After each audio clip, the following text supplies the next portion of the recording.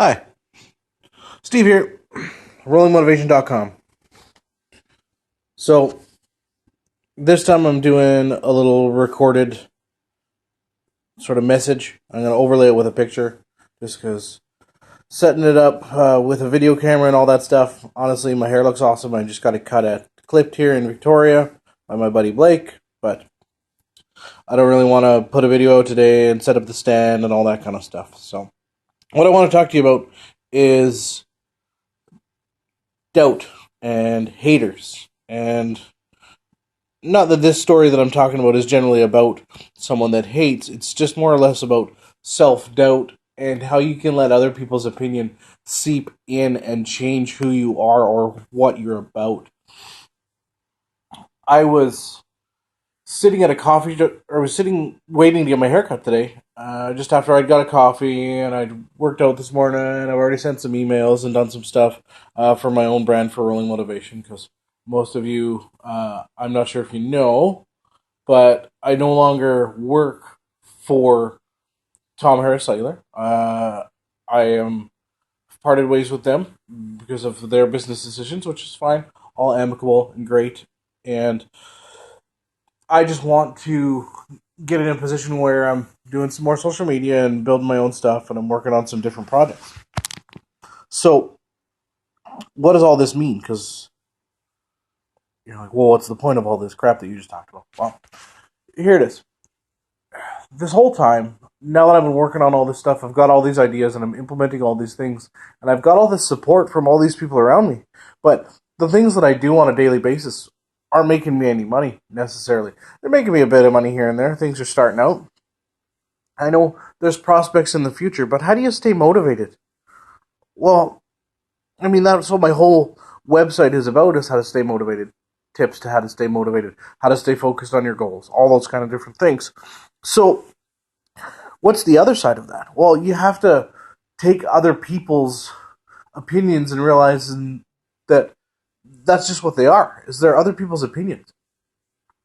I was sitting waiting to get my haircut today, and another guy, I always talk to him, and we just talked a little bit about, the speaking career and all this kind of stuff. And he used to do some freelance stuff, different sort of avenue than me, but he used to do freelance, and now he's in a regular job because he's just got a new family and those type of things. So it's great for him. And his story is different than mine, but it was easy the way he was talking based on his experience to tell me that, running trainings and being a public speaker and all those different kinds of things are hard, and it's really hard to make money, and then you always have to find new clients. And even when he was doing consulting, it was tough and always tough to get paid and all this different kind of stuff. And so it was nice for him to be in a position where he could just go to work, make a paycheck, and sort of be done with it. And then all this self-doubt sort of seeps in my head, and I start thinking, oh, well, maybe I can't do it. I'm only making a little bit of money here and there. I'm only doing a couple different things on the side. I'm only doing, these different projects. Is it really making an impact? Am I really doing anything? Am I really going to be able to make things happen? If finances get super tight, am I going to be able to live? Am I going to be able to pay my rent? Am I going to be able to, pay my bills? Am I going to be craft dinner for the rest of my life? Like, what is my deal? How am I going to do this? And then I stop myself and I recognize that, again, that's his opinion and that's his life. And that's the same as everybody else. Everybody else tells you can't and won't and shouldn't, and it's hard to. Just because something is hard does not mean it's impossible.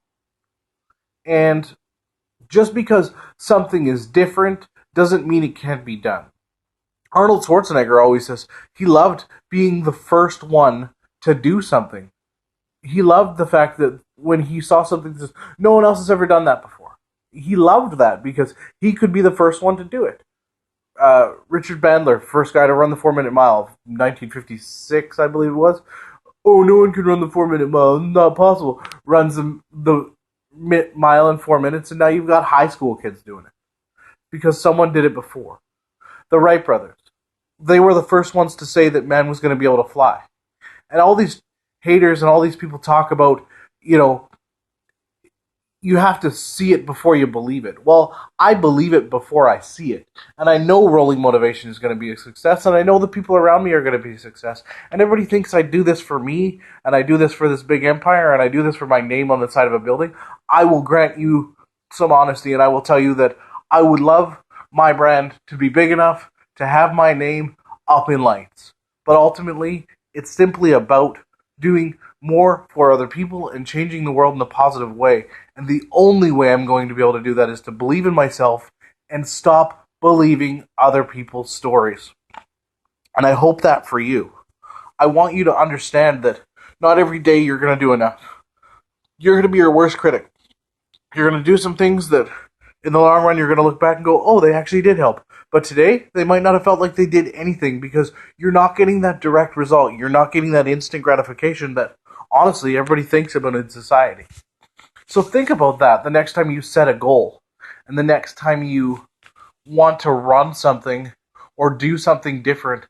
Everybody's going to tell you, oh, it's hard to do that. Oh, yeah, that's a really tough racket. Ooh, the economy's not good for that right now. Ooh, is that really something that you want to do? I mean, there's been so many people that have already done that. You know, Steve, what separates you from other people in the industry? Well, here's what separates me. I'm doing it and they're not. Or I'm doing it and I'm me and so I'm different than them. I'm doing it and they've already done it, so we need some fresh blood. All those different types of reasons. Everybody that's in the industry of self-help and wellness, or even consulting and marketing and setting up their own business, they are in the upper percentile of the world. They're not just the donkeys that go to work every day and try and make ends meet and wonder why their life hasn't changed and why they haven't had the things that they want to have. It's simply because they decided to do things different than other people. They decided to swim upstream and make shit happen for themselves. There, I broke the swear barrier in one of my first videos. There you go. Anyway, subscribe to my YouTube channel, YouTube/Rolling Motivation, Facebook/Rolling Motivation. Find me, like it, share it with your friends. It's got some awesome stuff on it. And my website, obviously, rollingmotivation.com. Down the right-hand side, throw your email address in there, subscribe. And don't forget, once you throw your email address in there, check your email, authorize the subscription, and you're good to go for some awesomeness. Big things happening, stuff that I'm creating. Keep your eyes open. All right? I love you all, and thank you all for the support. Appreciate it.